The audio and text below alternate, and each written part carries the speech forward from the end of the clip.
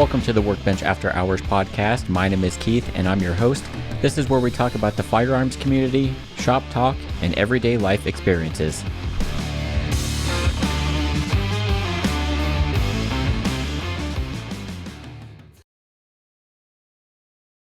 Welcome back to episode number 26 of the Workbench After Hours podcast. So you'll see next to me, I got Chris, who's been here for quite a while. And then this guy over here, we have a new guest. How's it going? Yeah, he's been downgraded to guest because it's been, a month since you've been on the podcast? Yeah, unfortunately, I went from main host all the way down to guest, so that hurts. It hurts a little bit. Yeah, you were sick and for a couple weeks there and weren't able to make it. Sick. I can't remember why I couldn't make the other one. You were at the Royals game for the live stream. The live stream, but I can't remember why I couldn't make the one before when I was sick. Because you were in trouble with the wife. Ooh, isn't that always fun? Yep. You need to learn the phrase, happy wife, happy life. You need to remember back to the days where your beautiful wife was pregnant, and maybe not, but mine seems to get mad about everything all the time. You know, potato, mad wife. Maybe. Mine didn't really get that mad at me. Yeah, Anyway. doesn't help that to avoid hanging out with someone who's angry all the time, I can just simply walk across the yard and hang out with someone who's not angry all the time, so that doesn't help my cause very much. Well, I had to dust the cobwebs off that microphone you're using because it got pretty dusty. And yeah, sure you did, because this is the brand new one because you sold Chris the other one. So Yep. is this the first time it's been used? Am I christening the new one? Yeah, that is the first time that one's been used. I mean, you had to have me put the pop filter on, so I was like, oh, that's kind of weird. Yep. But yeah, it feels good to be back. Yeah. New cool. do and everything. Got a fresh chop. Keith recommended this place called Scissors and Scotch to me, where you go and get your hair cut, and then you get a free drink after. That's good. So I went with I the wouldn't say it's a old-fashioned. free drink. It's included with the price of the package. Yeah, and the price is a little steep, but you got a good haircut, so can't complain. Yeah, it's $40 if you're a member, but that does include your haircut.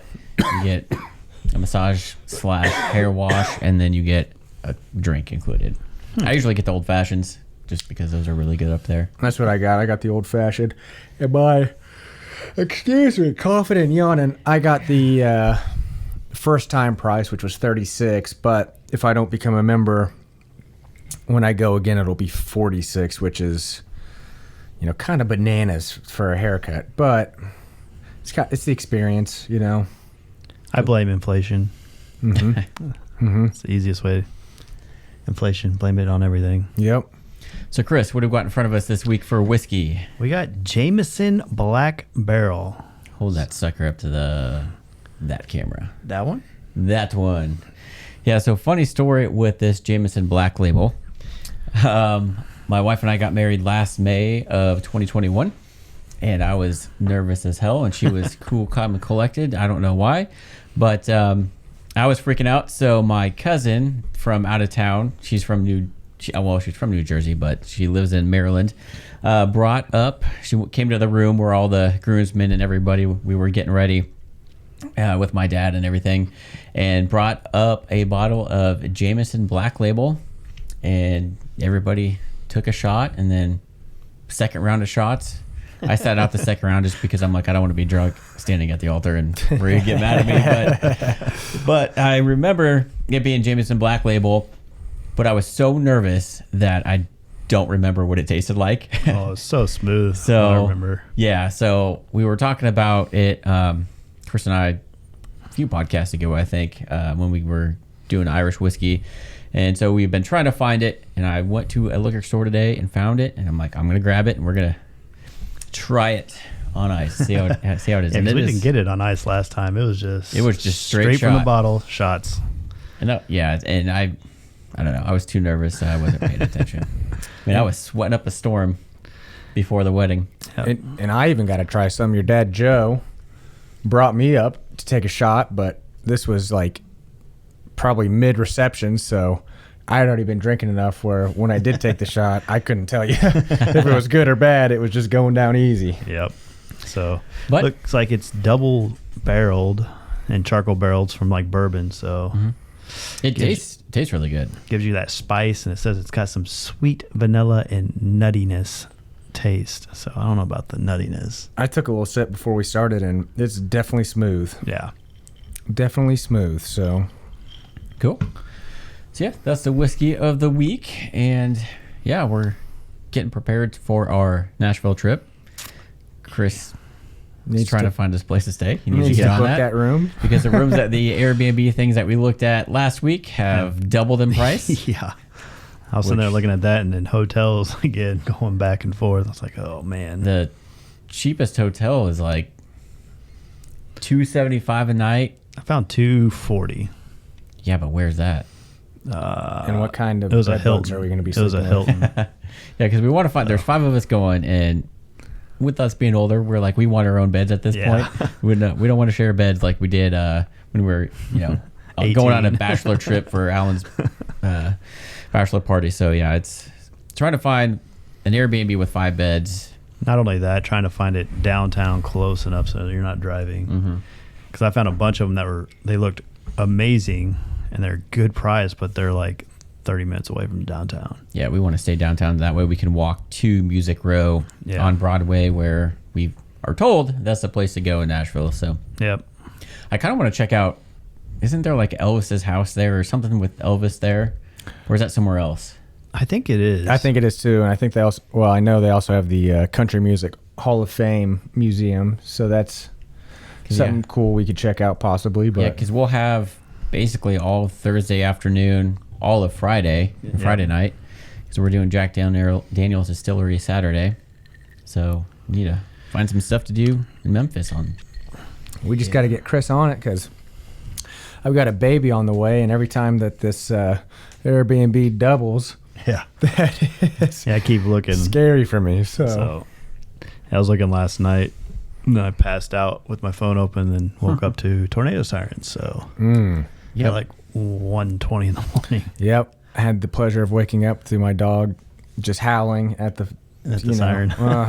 that's why you stay up late. I was watching TV in the living room and it went off. So I opened the garage door and watched the storm. I literally thought I was dreaming it, so I woke up for a second.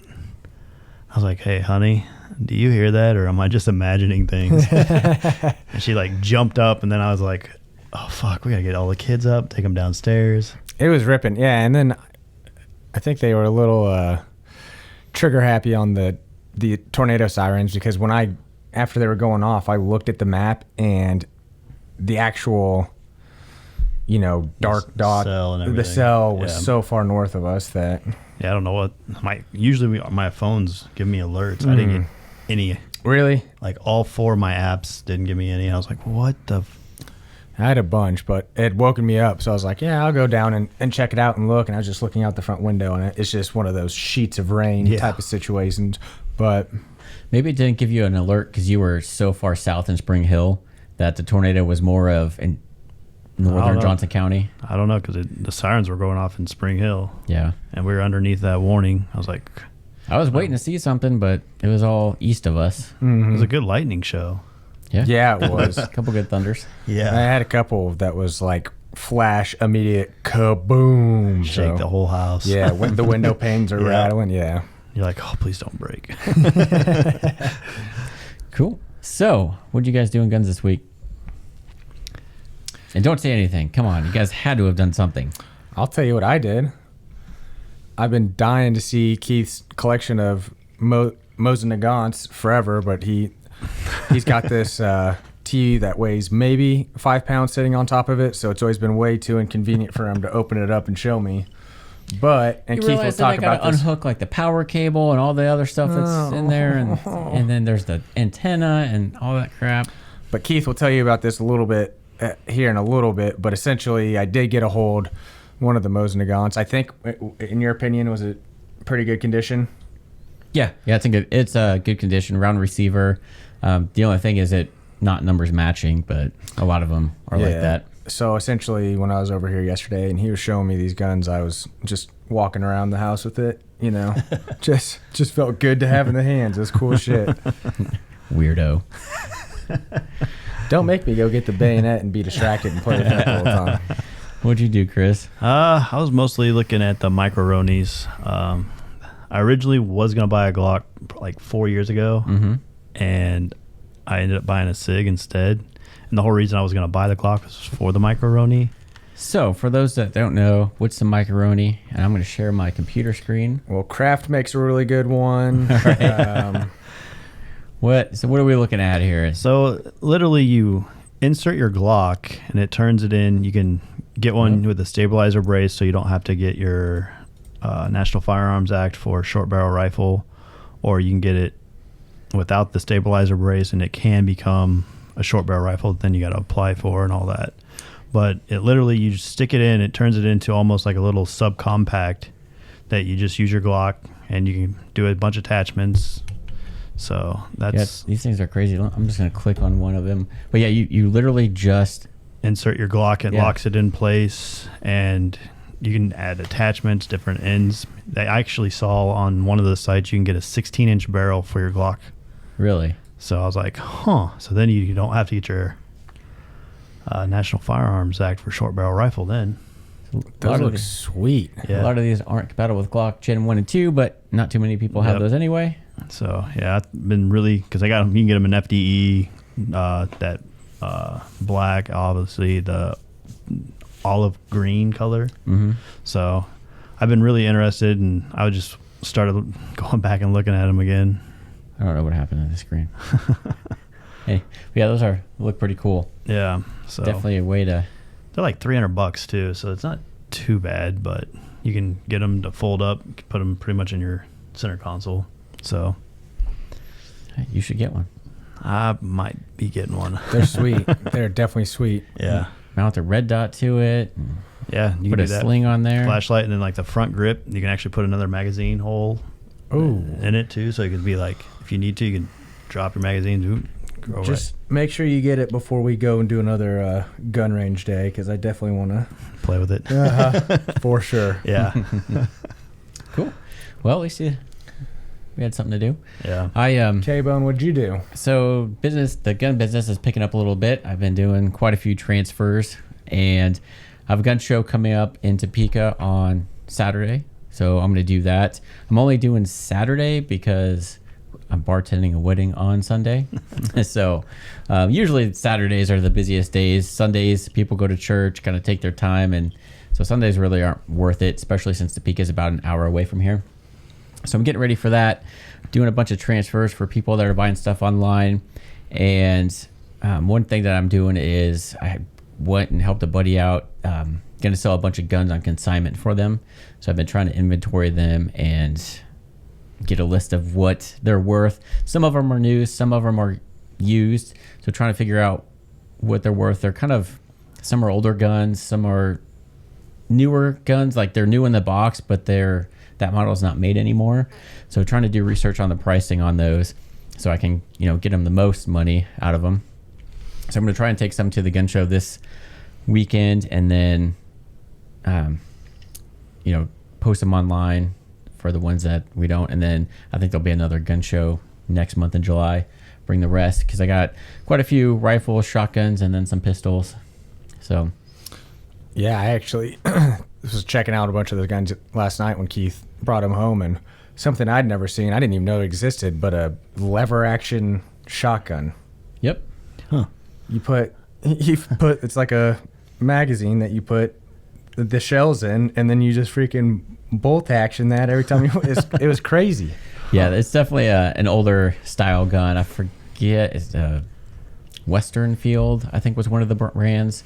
Old, I mean, the two I have are pretty old. And one of them had a metal plate on the stock, at the back of the stock. So I was just, Keith was showing me that, and I'm like, ooh, that's gonna blow your shoulder off. I want to shoot a slug out of that guy. Yeah. Boom, there goes your shoulder too. Yeah. And one cool thing is my buddy Ryan, who I need to get on the podcast here soon. He's wanting to join. Actually ordered this guy right here. This is a Iiwi Tavore X95. It is a bullpup style rifle, and it's really cool because it's basically an AR-15 just in a really short, compact package. So usually with an AR, you have your bolt carrier group and everything up here. Your barrel sticks out, your recoil, your buffer tube and stuff is in the back of the stock. Well, they moved all that stuff to the back of the gun. So all your bolt and everything is back here in the stock, and you also put your magazine back here. So everything's in the rear of the gun. So that way they were able to put the barrel like this is still a 16-inch barrel. It's just built in side of the gun, and it's just really cool. And it's got some weight to it, but it feels amazing. Yeah. And where the weight's at, it's distributed to the back. So when you have it put braced against your shoulder, you take a lot of that weight that would normally be out in the front where the barrel's at, and it feels so good. Yeah, and it's got these covers for the rail, so if you want to like mount a flashlight or anything, you just remove these, and then there's the containing rail right there, but it just gives you a way to cover it up and something better to grip. And it has a built-in flip up, sorry, I'm hitting the microphone like crazy, but built-in flip up sights, so those are pretty cool. I had one of these just like this, and we took it shooting. Chris and I did, and I had a SIG Romeo 5 red dot mounted to it. I didn't have it sighted in or anything, but I just wanted something close so we could shoot it, and it was fun. So yes, this thing is awesome. So, oh no, I just nicked my desk. Oh no! Damn. Too bad Too bad it's a garage workbench. Right. Yeah. So that's Ryan's. He's got that coming. He said I could do a video on it on the YouTube channel. So whenever I get some time, you'll see a video on the X95. Yeah, it's cool shit. At one point, I had the Mosin over my shoulder, and that in the other hand, I was just walking around, like a total badass. They just feel so cool. It's a lot different than holding a pistol or anything like that. That thing looks like a space gun, like something you'd see on Star Wars or something. Yeah, I've been trying to think of in Call of Duty Modern Warfare 2, the gun that they had that was built like that. Maybe the AUG or something like that. Yeah, the AUG. The AUG, yeah. But to see one in real life and hold it, man, it's cool. It's so cool. It has like no recoil too. When really? we shot it. It was like shooting like a 22. Well, like most ARs, if you're shooting 223, 5.56, there's essentially no recoil, but this has like zero. Yeah. It's crazy. What round does that take? The same as your AR. You could shoot 223 Remington or 5.56 NATO. You could do either or? Yeah. Hell yeah, that's so cool. That's so cool. Do you even know what those rounds are or would look like, Hunter? Yes, I do, Keith. We talked all about it. Actually, and if you guys are wondering, go ahead and check out our All About the AR video because we go into quite depth about it. I think that was the last podcast you were in. Yeah, I think so too. Well, I mean, I figured, I'm tired of just carrying this whole thing on my back. Give these two a chance to, get into their own and really figure things out before I came back on. And I know you're really tired of setting up all the lighting, the 3 cameras. You're tired of... Oh, don't even get me started on editing done. Right. Don't even get me started on having to turn my phone on Do Not Disturb and pushing it up there so we can have multiple camera angles. I mean, holy hell. Sound testing, video switching, man. Hey, I set this mic up last night. I was doing my share. He screwed it onto the boom arm and plugged it in to the cable that was already there. Yeah. I mean, getting technical over here. Ooh, what type of mic is that? This is your worker bee. Something. Neat worker bee. Your wife you bought it for your wife, right? Yep. So she can start her podcast, which would be cool. Yep. We already recorded one. I'm editing. I didn't even make the list. She has a list of every guest she wants and every topic. Yep. And I didn't make the list, and I text her, and she's like, well, sucks to suck, essentially is what she told me. What I told her, I'm like, I got you into the podcasting. I had you do your own on my channel, and then you liked it. Giving you all this advice and everything. I'm number 10. I think she moved you up. Oh, did she? Yeah, I think she moved 5, I think. 5? Gosh, I should have been like the first one on there. Yeah. That way I could walk her through everything. And yeah, I ended up having to be the first one, and now she's like, I need you to edit this. And I was like, oh my God, this is going to be a pain. So did you edit it? I've started. It's trying to line it all up. It's the hard part because I don't have Ecamm Live. I'm not using that with ours. I just recorded it straight on my phone. Did you do so you're using GarageBand then for it? I'm using Logic Pro. I was going to say, because Keith just released a really nice video on how to get your audio lined up on Shotgun Studio, if you need to check that out. Logic Pro with Final Cut Pro. Okay. And then I'm going to probably use the compressor and turn it into a podcast. So Final Cut Pro, syncing audio is way simpler. You take your main audio file, your main video file, and don't like chop them up or edit them yet. You drop them into iMovie and then put them down on your timeline or whatever.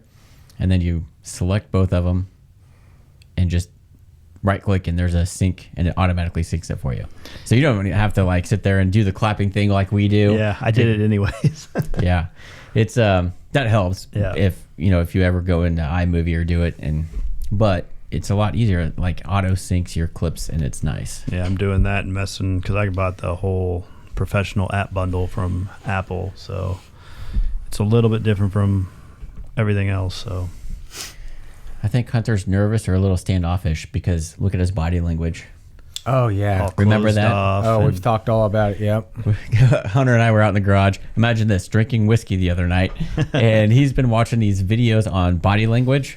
And he's always pointing out how he's always over there crossing his arms. So, Which is a sign of you're uncomfortable because you're covering your... Yep. And you're not breathing. Well, now that you... getting your diaphragm open. Because because this is your first podcast with this new desk. Before... Yeah, because you wouldn't invite me to the other ones, jerk. Right? So before you had this like table that was too far away from you, so you actually didn't have anywhere to put your hands. And that's what Joe noted on his podcast. So yeah, there's really nowhere else. And you don't have an armrest on your chair. But now I think you have somewhere to put your arms. Yeah, I do. And Keith won't admit this, but when he's got this set up, he's got Chris and I... We're splitting half the table, so we get a quarter each, and Keith's over here just all sprawled out on the other half. Well, I got my keyboard and all this stuff I have to use, blah, blah, blah, whatever. Keith, he's making me and Chris cuddle up over here so he can have all the room. At least it'll be nice and warm in winter. If you look, because I got the desktop right here, we're pretty even. Like you're a little scooted over, but... Scooted over. Is that even a word?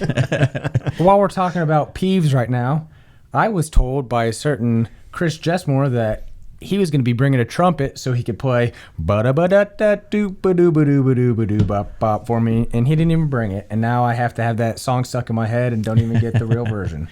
Yep.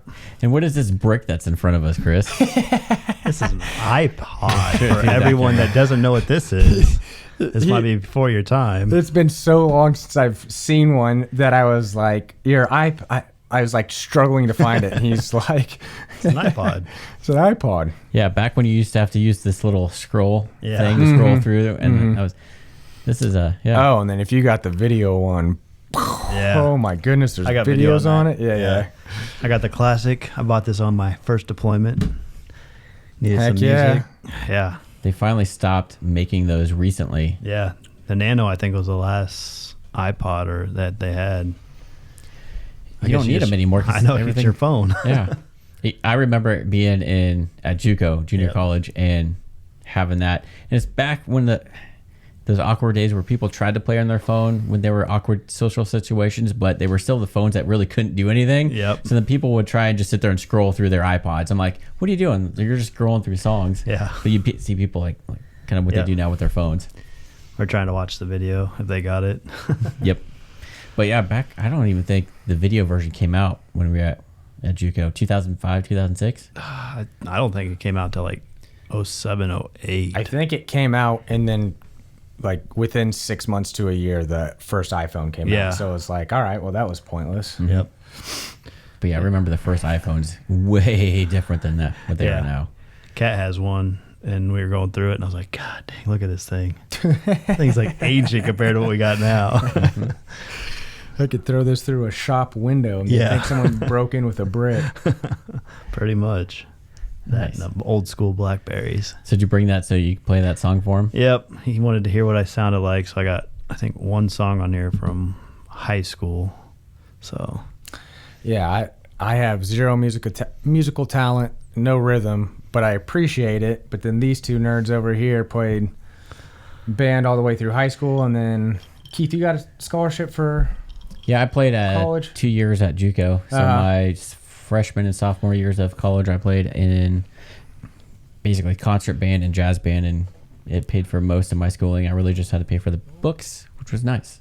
Yeah. And then Chris, did you play at Pitt? Yeah, I played at Pitt. I had pretty much a full ride scholarship. All I had to pay for was housing. Okay.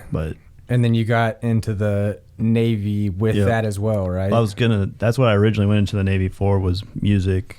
But since I was the first person my recruiter put through the Navy, he didn't know technically the guidelines just on how to do it. Of how to actually get you to be in that spot. So technically what I was supposed to do was supposed to go audition first. They tell me you make it, and then you go into boot camp and you sign all your papers or whatnot. He made me sign my papers, and then I never got my audition, went to boot camp, and tried to play. So I'm just giving Hunter crap. Mm-hmm. Yeah, but never got an audition, and I still play every once in a while. Yeah. So, and one of those once in a while was supposed to be tonight, and I'm devastated. I got to find my trumpet. I think it's in the storage area. I know where my micro trumpet is. You got to clean out the spit trap if you haven't played it in a while. No. All it is condensation. All that spit would be dried up by now for sure. I know, but like no mold or bacteria or anything's going to grow You in can just that? wash it. Oh. Yeah, see, they didn't allow me to play an instrument, so I have no idea. Actually, when I was in 6th grade, you either got to be in music class or band. And I was like, my friends are doing band. It sounds easier. I'm going to do that. I was so bad that during the winter concert that we did, my music teacher literally told me, fake it, move your fingers on the key as for saxophone, move your fingers on the keys, but do not play. And so I just had to sit there and mime it the whole time. I mean, that's how bad I am. So.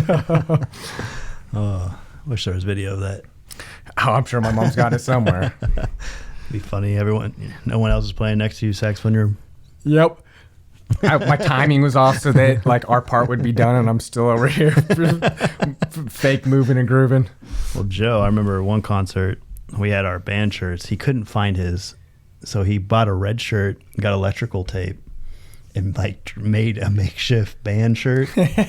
And halfway through the concert, he realized he misspelled pioneer. So he's sitting there making us hold his electrical tape as he fixes the spelling on pioneer to get it right. That's awesome. And then at the end of the year, when he cleaned out his locker, I was sitting in there. That's awesome. What'd Joe play? Trumpet.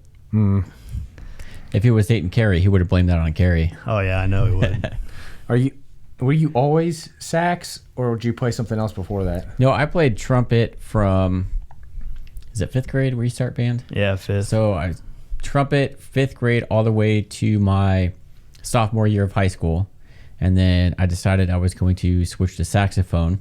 So I actually taught myself saxophone. I went to a couple lessons, but I primarily just taught myself how to switch over to saxophone, which is a completely different group of instruments.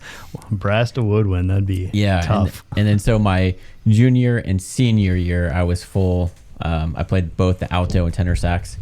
Played the alto sax in marching band, and then jazz band, I played the tenor sax. Why did you want to switch? I got bored with the trumpet, and I really like the sound of the saxophone, especially the tenor sax in jazz. So I'm like, man, I want to play that. And I did. I asked my mom, I'm like, can you guys buy me a sax? And so they did. Luckily, I was able to rent one from the school too, the tenor sax, and ended up buying my own when I went to college. But it's fun. I like it so much better because I had always had trouble hitting the high notes with the trumpet. My embouchure was not very strong. So with the saxophone, to hit the high notes, you just press the octave button, and that's it. That's all you got to do. What's embouchure? It's the way your mouth is. You got certain your ability embouchure. Blow hard. Well, that and a lot of it is. So you're good at blowing hard then? Yeah, pretty much. Nice. It's all about how you play. Like everyone's got a different embouchure, and the way your mouth is shaped depends on your corners and like how tight you can get your embouchure, and below you can get different ranges and things like that. This is an honest question. Do you want thicker lips or thinner lips to play the trumpet? Or does it matter? I don't think it really matters. It's just your embouchure plays a big part into a lot of it. A lot of people don't really focus on that either. Like my teacher, he would sit there and make us like focus like blowing straight through. And like people don't realize it, and we practice a lot of times on mouthpiece and work on embouchure, and braces really screw it up. So if you went and got braces when you were a trumpet player or wood or a brass player, it really messed with you. So I never got braces. He said, music is life. Yep. Screw these damn braces. Yep, I don't need them.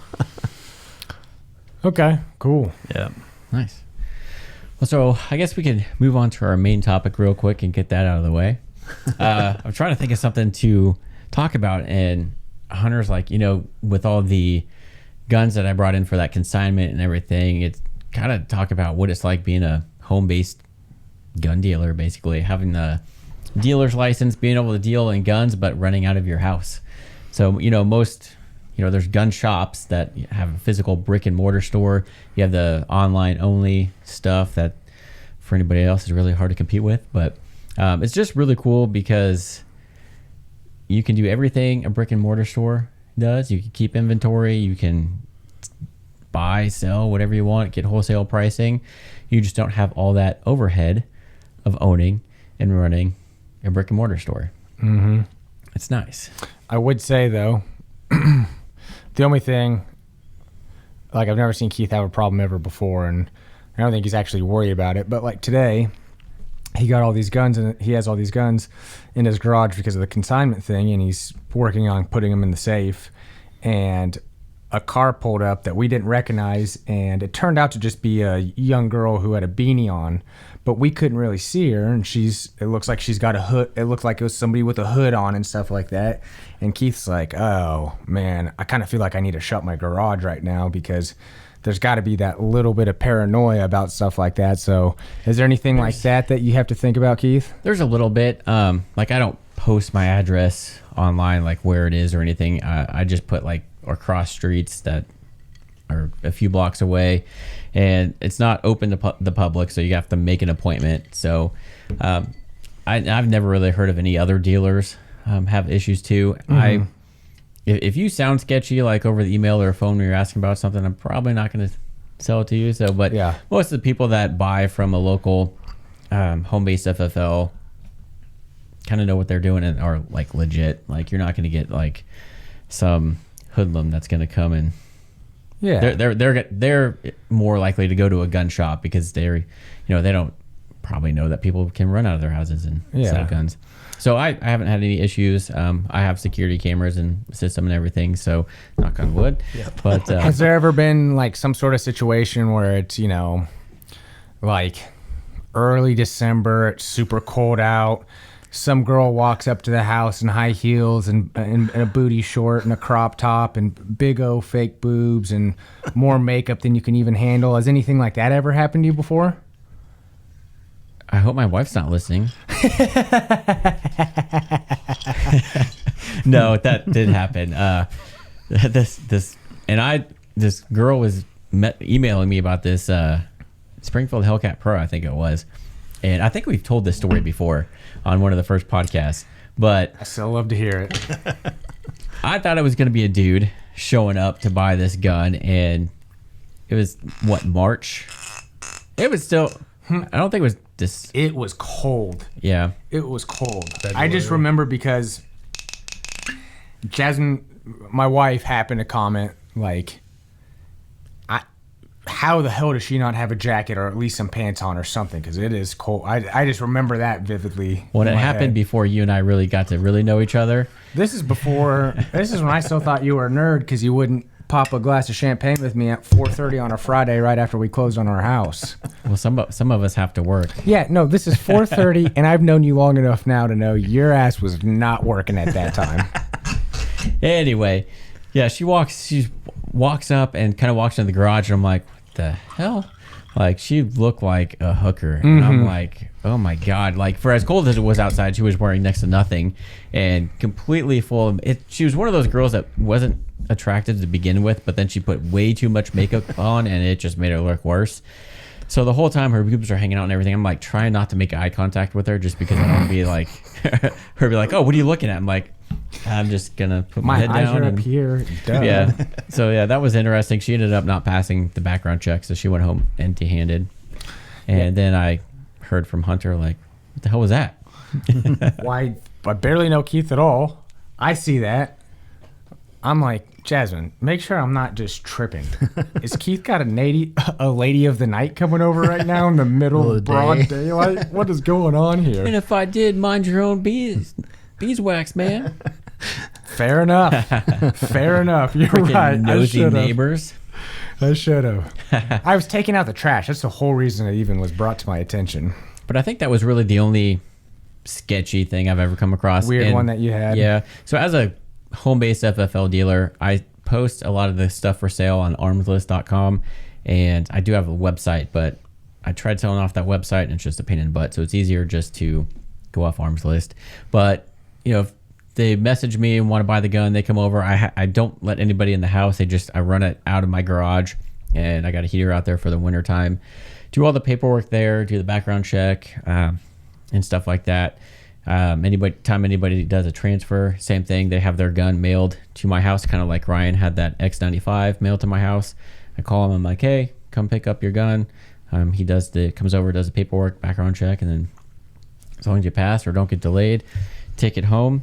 But it's pretty cool, and everybody I've ever had come over are really cool. Like, nobody's sketchy other than that girl. Yeah. And except for maybe this guy, Hunter, but other than that, everybody's been pretty legit. Well, and actually, it was kind of cool on, I think it might have been, I don't know, Monday maybe or something. It was Monday or Wednesday, I think, and Keith was able to get one of his nicer ARs sold, and now it's kind of cool to see that process because I've only ever seen him either sell to me or to Bryce. But I'm guessing now that frees up gives some cash flow to get the inventory going back up, and now you can go to the gun show, and that's the other nice thing about having your FFL is you can go to gun shows and sell all you want. Yeah. So, and you don't have to. So that is an option. If you have an FFL license, you can go to gun shows, and most of the people at the gun shows are people like me that don't have a brick and mortar store. There's some that have like pawn shops, but for the most part, it's your mom and pop working out of their house, or a lot of it's guys that retired and kind of do it as a hobby / job. Mm-hmm. I just do it as something to feed my hobby. I don't make a lot of money off it because and I'm going to do a whole video on how to get your FFL and all that stuff. It'll be kind of a lengthy video, but I'm going to go from like the start stuff, some things you need to think about, going through all the paperwork and application process to once you have your license, what distributors do you go through, how do you apply, all this stuff. So it's going to be a lengthy video, but a lot of good information for anybody, and anybody can do it. There are some cities that don't allow you to be an FFL out of your house, so you have to check with your city. There's several around us that don't, but the two we've lived in allow us, which is nice. But it's cool. You still order from wholesalers, and it is hard to compete with the internet, but because they buy in bulk and get a super deep discount, and they got that deep pocket money. Yeah, but it's still, you make enough to, and I could keep my prices lower than the gun stores, which is nice because then I get more business that way. But I also get a lot of repeat customers because people like, they get to meet you, and they build up that relationship, and they like you, so they want to come support you more. Yep. And I keep some guns in stock that are typically popular or something I like, but I also do custom orders, so I can order anything that I don't have in stock and just have you come pick it up. And it is super cool having guns delivered to your house. Like UPS man or FedEx man comes and it's a gun. It's like, hell yeah. It's like opening Christmas for you. I know. It's awesome. What present do I got today? Uh-huh. Ooh. And sometimes like I don't get notified that a transfer's coming and they just show up with a gun. I'm like, oh, what's this? So there's been a lot of cool stuff that I've never seen before handled that I see through transfers. So it's pretty cool. Had a Olathe Police Department, I think he was a sergeant or something, had a $10,000 Barrett, I think it was an A1 50 caliber rifle sent here, and man, that thing was cool. I'm like, something that I would never be able to buy or own just because, Yeah. damn, $10,000. But it's still cool to like be able to see it and handle it for a hot minute and stuff. So it's nice for your YouTube channel as well because you have a decent influx of guns coming in that you're able to then do breakdown videos, reviews, stuff like that as well. yeah, it does. Unfortunately, YouTube doesn't let me monetize most of my gun videos. So I'm gonna have to find another stream of What's that new streaming platform? Shotgun Studio. No, streaming platform. Oh, Rumble. Rumble. Hopefully Rumble starts taking off. Yeah, we'll see. But the other cool thing about being a gun dealer is, like in the scenario we talked about, helping people.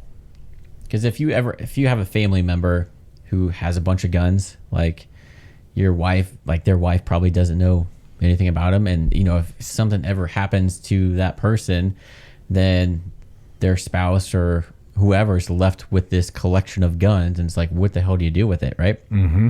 So I've had several instances with buddies where one of their family members passed away, and like say their mom or somebody was left with like all these guns, and you know you could take them to a pawn shop, but they're going to give you next to nothing for them. Pennies on the dollar. Yeah, and they're like, we don't know really what this stuff is worth, and so I've been able to take guns in on consignment and work with them. So I'll like yesterday I went and helped that buddy out. Who's, I think his stepdad passed away, and his stepdad had all these guns that they're trying to figure out what to do with. So went and picked him up, and basically I'm just kind of going through inventorying them, kind of listing out what they are and like the condition, and then I can figure out what to sell them for, because some of them are, like I said, new, so they'll go for more, and some of them are used, kind of old guns. So trying to get them the most money, but it's something cool because You get to see a variety then. I get to see a variety and help people out that way, and that way they're not just taking it to a pawn shop and getting screwed over. And yeah, because the pawn shop's usually going to turn around and flip it for what they go for, Right. MSRP. And I figured, because I sold one for a old coworker of mine. His brother had I want to say like 50 guns. Like most of it was mil surplus. So I ended up selling 50 of those guns for him, and I decided that and started charging a percentage, because really it doesn't matter how much the gun is. I still have to do all the work no matter what. So I charge $50 per gun to sell it, because I charge $20 for the transfer fee anyway. So $20 for that, and then $30 for my time, you know, doing the research, putting stuff on the arms list page if I need to, or hauling it to a gun show. So it's not bad. Makes me a little bit of extra bad money at and all. helps them sell their stuff. So Allows you to move volume, which also helps get your name out there that much more, because people may be looking for a specific gun and now they come to you for it. So getting your name out there, it's yeah, being a home. you never want to see someone die, but if you can help out the family by making them money off something they have no idea what to do with it. Not you only know? doing that and having the assurance that it's being done legally and transferred, and not having that burden on your shoulders, it probably does a lot for those families. Yeah, because I'm not going to sell it to just whoever. Like, they have to fill out the same paperwork, do the background check before I'll sell it to them, and that way they're covered, and it's not going to potentially be used in a crime or anything. So it's Peace of mind. Yeah, but being a home-based FFL dealer is fun, and it's just something I do on the side. I have a main job, just like everybody else, so it's just something I do on the side to feed my hobby, and it's actually really. To feed my hobby. It sounds like a drug addict. I know. I know it does. But no, like, if I see a gun, I'm like, well, I just buy it through the business, and then if I want to shoot it, go shoot it, and then Sell it later. Sell it later. Yeah. Get stuff at wholesale price. It's freaking awesome. And Yeah. I haven't personally bought a gun in years. I buy everything through the business, just keep it under the business name, and sell it when I'm done with it. So it's pretty cool. Yeah. Yeah. Could have helped me out a time or two, but all right, Keith. I did. Pretty sure I gave you a Glock at the wholesale price, no tax. So he says. I checked the internet the next day, and it's like, I could have bought this gun for $200 cheaper. Are you kidding me? Bullshit. Then you got to pay. I'm just kidding. I'm just kidding. Keith hooked me up. Yeah. That's one thing that's funny, and I think you have both have noticed this at gun shows, is people will come by and look at the prices. Generally, I price mine fairly low. I don't charge a whole bunch of markup, So I'm usually lower than most of the other gun dealers there. But people will still come by and even say that, like, oh, this is the best price here, but still not buy it because they're like, oh, I can either get it for the same price online or maybe $10 or $20 cheaper. Yeah, and then they leave without it. Yeah, they don't think about but you could get shipping it and tax. right now. Exactly. It's like you could take it home right now. You don't have to worry about waiting for it to get delivered. Then you have to go to whatever dealer for the transfer, pay a transfer fee, and all that stuff. It's like, dude, just do it here, take it home, Be done. be done. Yeah. If you buy it from me, I don't charge you a transfer fee. So, Yep. and there's so many people. I'm like, yeah, come on, man. Yeah, that's the one thing when I go to the gun shows with you. I always walk around and I kind of know what you have, so I'm sitting there looking to see what everyone else has and see if they got the same thing and check prices and see. And you're always lower. My favorite experience about being at the gun show with Keith is one time he had to use the bathroom, and some guy came, and this is like when I was brand spanking new to guns, knew absolutely nothing. First guy, just talking out of my ass, making shit up. It's all working out well. Guy's like, yeah, man, I'll come back. I'll check this thing out later. All right, cool. Second guy has all these questions. I don't know how to answer them, so I start making stuff up, and he's looking at me like I'm speaking a foreign language. And then Keith gets here, and I'm like, all right, this is the guy you want to talk to. And then Keith starts talking to him, and whatever I was saying was 1,000% wrong, but it was now that I know a little bit more, I think it would be easier for me to go and implement a little sales techniques and get Keith some moolah. Right? Yeah, I think the ice might be Stuck a little bit. But this Jameson Black Barrel So smooth. It's so smooth. is really good. Dangerously smooth. I think I said Black Label at the beginning, but it's Black Barrel. But what? I guess It's a it Black has Label. Yeah, there you go. So whatever. Black Barrel, Black Label. Same thing. It's so smooth. Come on. I like it. I do too. Between that and How does it Woodford. compare to the whatever the hell we had, the Fighters Irish whiskey? Because you brought, McGregor's. McGregor's? This is smoother. I like this. I like this better. Doing that accent right there just reminded me. Friday. Peaky fucking Blinders is back out, baby. Last season. Can't wait. I know. I'm so excited. I keeping seeing clips for it, and I'm like, oh, I can't watch it. I can't Oh, watch. I know. I'm scrolling through on Yep. YouTube, and it keeps one. It's like spoilers because it's Yep. been out. For those of you that don't know, it's a BBC original, so it's been out in England for at least 4, if not 5 months, and so they keep trying to post, breakdown videos and stuff on YouTube, and I just have to. Anytime I see one, I just close my eyes and keep scrolling. I'm like, Yeah. I don't want any spoilers coming my way. Why the delay between over there and here? I don't know. Build hype, maybe? I have no idea. And I tried to download because you could stream it off an app, but it was one of those apps that you had to allow the app to track your location.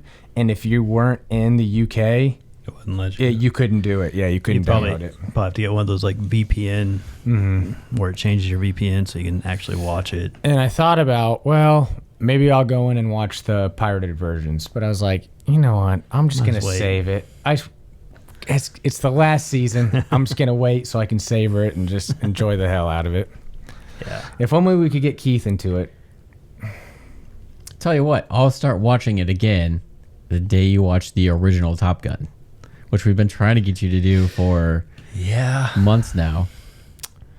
Yeah, I don't know.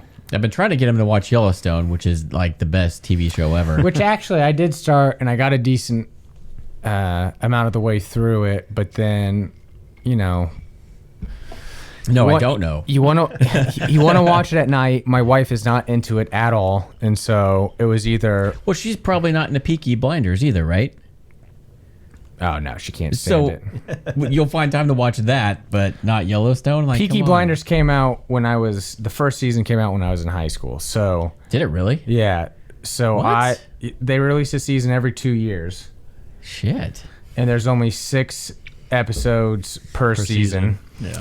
And I was already so into it. There's no way she could. I mean, when I'm watching it, she knows I'm watching it. So I'm good to go with that. But in terms of starting new shows, she's always like, why can't we find something we want to watch together? And it's like, because I don't want to watch shows where people get murdered in brutal ways. And then they're like, oh, some guy chopped up a bunch of kids. Let's figure this out. It's like, that's, to me, I hate that, but that's, I don't know why women like that so much, but she absolutely loves all that type of stuff. At the end of the day, they all end up being kind of the same.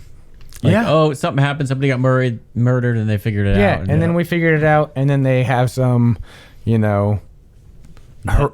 heroic or some sort of quote like Abraham Lincoln once said, and then they have some stupid quote, and it's like, that was the show? Are you kidding me? Yep. That's what we just spent an hour watching. That and all the doctor shows, watching all the trauma stuff come in. It's like, oh my gosh. Don't even get me started on Dr. Pimple Popper. Oh, no. Oh, it's so gross to me. She always wants to pop the ones on my back and stuff, and I always tell her no. She still sneaks up and does it. But then she'll get one, and she knows how much it grosses me out and be like, can you please pop this one on my back? I'm like, no. I don't even like to do my own. I hate when you do it to me. What the fuck makes you think I'm going to do it to you? Yeah. Anyway, sorry to get on that tangent. I'm just super pumped about old Peaky coming out this Friday. Peaky Blinders. Well, guess what? Season 5 Yellowstone comes out in November. So you'll be able to watch Peaky Blinder all the way through, and then, bam, I'll have plenty of time to catch up. Yeah, because I'm halfway through the 3rd season of or I was. I'm going to have to rewatch it now because it's been so long. I'd start from the beginning again, but...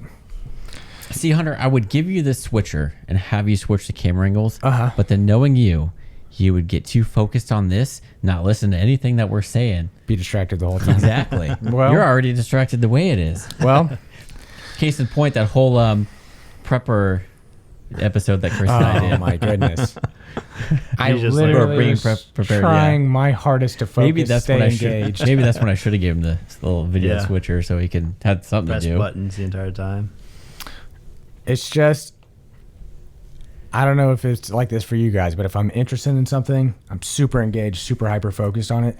If I'm not, over my head, I could give a crap, which is why, I got so good at being on the podcast that I decided to take a month off so you guys could hone your skills, and now I'm back and we can kill it. Yeah. Just kidding. Just kidding. But whole new setup, new table, new screen that you can see over here. Keith's going to have to do, maybe he'll throw some B-roll together or something like that at one point, but you got to see the setup now. Shotgun for the Studios. viewers. In our live stream, I did show I think you showed the cameras and the lights. I did. Because it's absolutely phenomenal. Yes. I mean, besides the fact that this room isn't 1,000%. So I'm zooming out, so it might get a little funky on the screen, but there's the monitor. And you can actually see Ecamm Live on my monitor and how many windows. I don't have as many as windows open as we did in the live stream because there's no chat feature or interview mode. So there's usually more like down here. There's a freaking whole chat room I keep on over here. And then the interview mode where Hunter came in was a whole nother window. So there's a lot of stuff to control over here for these streams, but it makes it super easy to do. It makes it so much better because normally it's on his MacBook Pro and Chris is always in the middle, so I'm trying to look through the cord. I can't see if I'm still in frame or how we all look or whatever, but with this monitor to the side, you just have to peek over and look and you can see everything. It's perfect. It's so much nicer. Everything's not compact and squeezed together on this little laptop screen. I can see what's going on, and it's easier to mess with the cameras like I just did. If I need to put our name tags up right here, it's just click of a button. If I need to switch scenes, say I want to go back to the intro, hit a button, goes back to the intro. It's pretty cool. And I record basically everything through here, so I have little to no editing to do after we shoot this. And I also started doing all my YouTube videos through here, so that way when I'm shooting, I can see what my camera's shooting instead of recording it and hoping whatever's on the memory card is what I want. And then I have the Rodecaster Pro going in here as the audio, so it's using these microphones. I don't have to sync anything anymore. Super awesome. It's amazing, yeah. And if Keith didn't have to use this room as his office as well, and his desk and stuff wasn't in here, you would have no idea that this wasn't just a straight up podcast studio. Yeah. Right? So it's so well put together now. Yep, and it's cool because bam, zoomed in right there. And I can change the coloring and stuff, but not needed. But I could switch the camera using Ecamm Live, but I like having this. I wonder what Stream camera Deck. it'll show up best on. This one. So this is it's called a Stream Deck, but all these buttons you can program to do whatever the hell you want it to. So the first 3 are the camera. So this one's the main camera, and then if I want it on me and Chris, and then Chris and Hunter, and then all these other buttons I have to control Ecamm Live. So if I want to switch a scene or press pause or share my screen, I just press a button on here instead of having to mess with it on the computer. It's really cool. It's fancy. Technology. I know. It's really good for live streaming, but And if you guys are really interested in that type of stuff, definitely go and check out Shotgun Studio, Keith's yeah. separate YouTube channel. But he's getting these videos starting to crank out. But you'll get to learn a lot about all this cool stuff, especially if you're trying to set up your own podcast or, you know, whatever you're trying to YouTube do. channel or YouTube whatever. channel. It's definitely go check that out if that's something that interests you. Yep, I got a bunch of videos planned for that. I just need to find the time because right now is my busy time with my main job.